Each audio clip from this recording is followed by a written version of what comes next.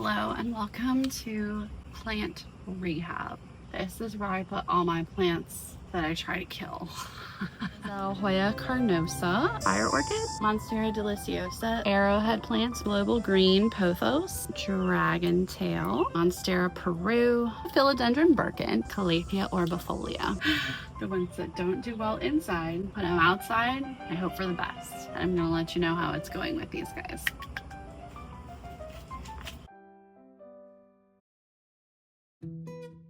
Yeah, let's get started. So I have a 6-month-old baby and my pregnancy with her was rough.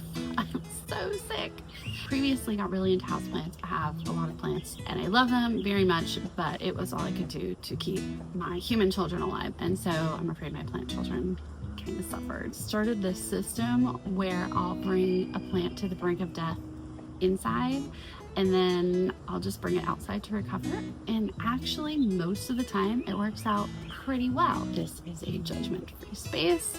No judgment of the plants that I brought to the brink of death. The sound quality, because I spend my money on plants instead of a microphone. If you choose to employ the check them outside to rehab method, make sure that your plants are in just about full shade. Full shade outside is much brighter than even a window inside. This little nook hardly gets any direct sun at all, if any. I apologize for the cicadas and the rooster and the train and any airplanes because I buy plants, not sound equipment. Let's go.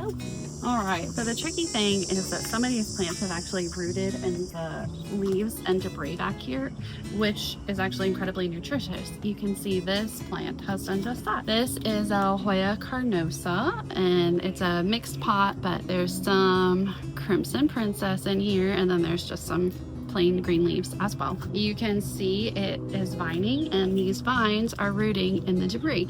So that's actually worked out in my favor because leaves collect along here. For a while I felt bad about not cleaning them all out all the time until I realized that my plants were thriving because most of them are trailing plants. They really, really love that.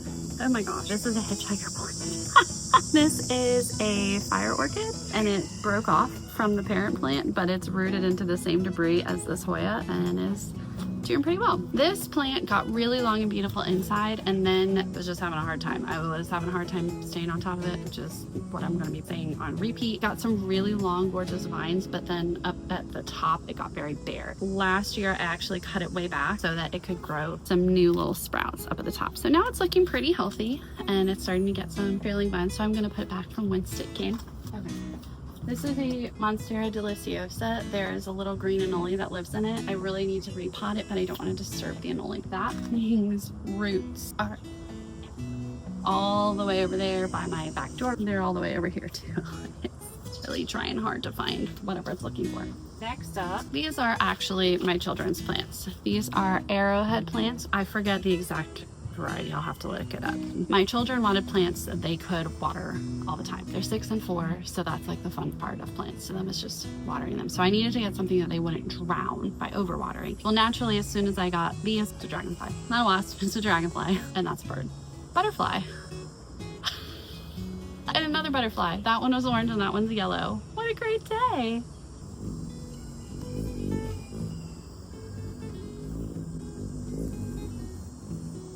Hummingbird. I love my life. I love my life. So I got my children these Arrowhead plants so that they could water them to their heart's content. And so naturally they lost interest and stopped watering them completely. So they started looking a little shrivelly. You can see some of the remnants from when they got very dehydrated in there. And I said, let's put your plants outside. And so they're out here, moth. This area stays kind of wet. The roof has a corner right there and it comes down. And so it's very wet. And so these guys are happy slappy. Who's next? Alright, this one is not particularly aesthetic at the moment, but it is coming back to life, which is the goal bringing these out here. This is a global green Pothos. Right here, camera, right here. If you have come across global green, I think they're so beautiful. I really love how it's just different shades of green. I have found them not to be as low maintenance as the golden Pothos or marble queen. So I had a nice lush pot of this. This is all that's left. It didn't survive my pregnancy it survived my pregnancy, but it's not really thriving anymore. So I threw it outside and it is actually looking fantastic. It's kind of bright here. Oh, there we go. You see those leaves? I just love the markings. I think they're so pretty. So global green, doing great. For the record, also, many of these need to be repotted pretty badly. I'm gonna get to that, okay?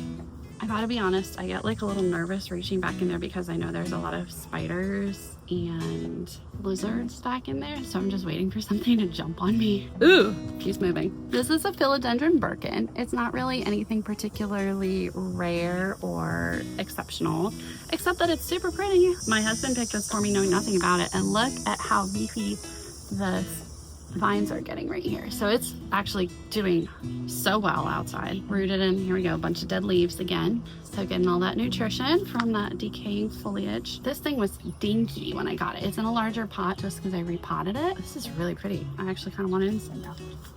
Okay, let's see. Ooh, next one's gonna be tricky. All right. This is one of my greatest success stories. Don't put it in the sun. I'm sure you probably cannot guess what this is because it is unrecognizable compared to how it looked when I got it. This is a Calathea orbifolia. It's another yellow butterfly. Butterflies are so distracting. This beautiful plant was like huge when I got it. It was just lush, big, thick. I actually divided it into two smaller plants that were still big and beautiful, and then I just couldn't stay on top of it. They died almost completely. Actually, I'll show you the other one. All right, what you can't see here is that my Monstera has actually rooted into this pot. Can you see this? Probably not. That's my other pot that once had Calathea orbifolia in it. It only has weeds and a Monstera deliciosa root that refuses to let go. I'm not gonna embark on the carnage that it would take to rip it out right now, but it's dead. It's dead. So half the Calathea orbifolia gone. It's ridiculous. Struggling. Okay, for this one, what I have learned, a plant is not dead until it's dead and crispy, and even then, sometimes it's not completely dead, because this was dead and crispy, and I put it in the shade and I gave it lots of humidity because I live in Louisiana, and lots of rain and wetness. It's coming back. I'm so excited. Love it. All right, so I have some success stories. We're still finding out how this one's going. Oh, baby. If you love plants, please don't hate me forever because of this. This is a Monstera Peru. I have no idea what the scientific name is. I mean, this is optimism. That stem still has a tiny bit of green on it, so we're gonna put it back in there. It was in my house a little too high up, like above where the light was coming in from the windows, and so it wasn't quite getting enough light. 90% of plant care is figuring out how to work the plant care into your routine, like conveniently. It was too high up and I just didn't see it, didn't forget to water it, and this is where we are now. So it's not dead. It's not. Spider, can you see him? A little jumping spider right there. They're like not scary, except that I don't want it to jump on me. She's moving. Anyway, I'm optimistic about this guy. Optimistic about the plant. This spider's coming towards me. Why would you do that? We'll go back over here. Anyway, hopefully that one recovers. Next up, guys, it's a little sweaty out here. October in Louisiana is humid. This is a Rhaphidophora tetrasperma, or a Dragontail, and it's one of my favorite plants, and it is stupid inside. So dumb. If you've ever had one of these, they like to grow runners. The vine will go out and you're like, oh, it's growing, and then it just gets node after node after node and no leaves. So frustrating. Put it outside. Now it has lots of leaves and it's so cute. He's a cute guy. No spiders on him, thankfully. That's that. Dragontail. All right, my phone is getting overheated, so we have to take a break, okay?